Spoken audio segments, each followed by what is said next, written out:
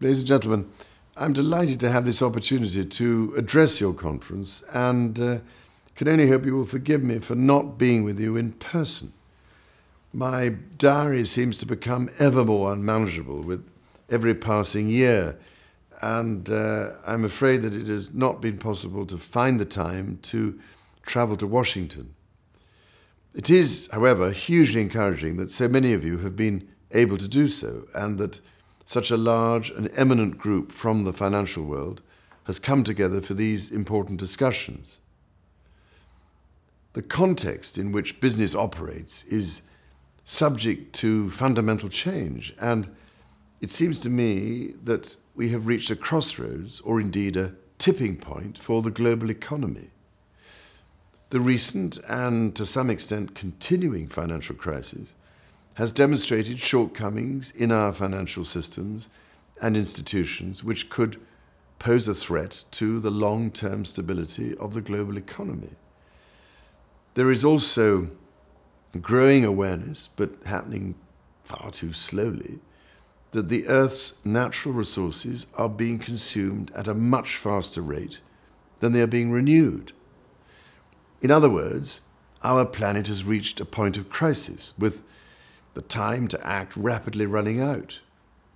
We are confronting what could be described as a perfect storm, an ever-increasing global population, the demands of which may outstrip the Earth's capacity to sustain it, bringing pollution, climate change, and overconsumption of finite natural resources, coupled with unprecedented levels of financial indebtedness. We are consuming and polluting our children's and grandchildren's inheritance. And to compound the felony, we are also leaving them to meet the costs, to repay the debts incurred as we do so. Yet, little of this is reflected in corporate reporting and in the measurement of the impact of decision-making. To put it another way, corporate reporting and financial decision-making systems have not been developed to cover the more complex and interlinked issues, financial, economic, environmental, and social, that now determine organizations' success and indeed survival. If we are to tackle the challenges of overconsumption of finite natural resources and climate change, it is vital that we have better information about the risks and opportunities that the transition to a sustainable global economy will entail. It seems to me, at the very least, that we need a better understanding of the relationships between energy, water, and food security, as well as climate change, if we are going to grasp accurately the full context in which our global economy operates. At present, we face these challenges with only a fraction of the knowledge needed to assess this risk and therefore make better choices. In particular, we lack knowledge about the true value of nature and are incurring a huge and at present hidden cost and deficit as a result of nature's economic invisibility.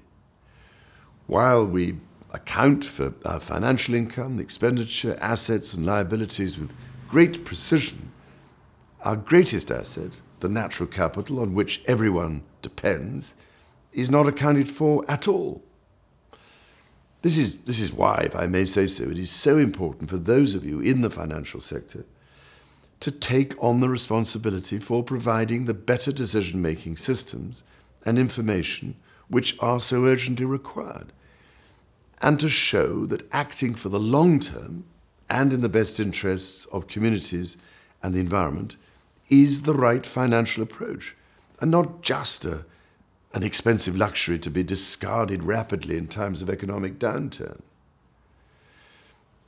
Now, ladies and gentlemen, I established my Accounting for Sustainability project in 2004 to work with the accounting and financial sectors to address these issues.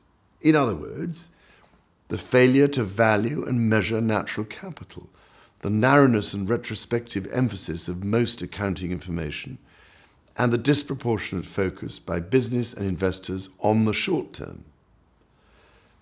In 2010, my Accounting for Sustainability project in collaboration with the United Nations Environment Programme Finance Initiative, established the International Integrated Reporting Committee. Its membership represents a powerful cross-section from the corporate, investment, accounting, securities, regulatory, and standard-setting sectors, and includes representatives from the United Nations Principles for Responsible Investment Initiative, the International Organization of Securities Commission, and the International Accounting Standards Board.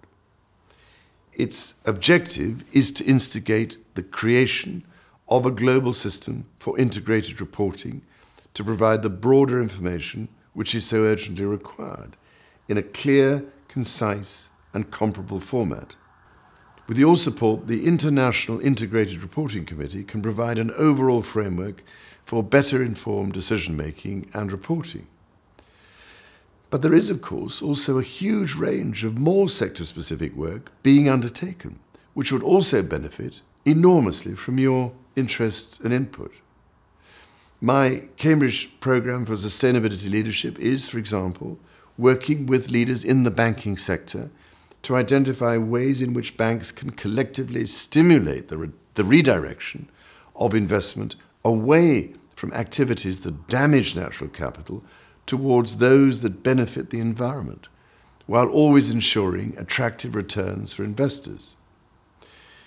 The group that CPSL and the banks have established is, in particular, looking at how the banking sector could address the challenges of energy generation and food production in a way which will help facilitate the transition to a sustainable economy.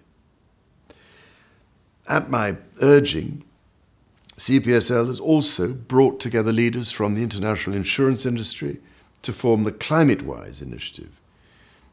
It is a project to analyze the risks and to incorporate the impacts of climate change into insurers' underwriting and investment strategies. Those of you who work in the financial sector have the influence and capacity to help address and mitigate the global risks that we face. And if I may be so bold, it is essential that you use this influence and capacity to do so.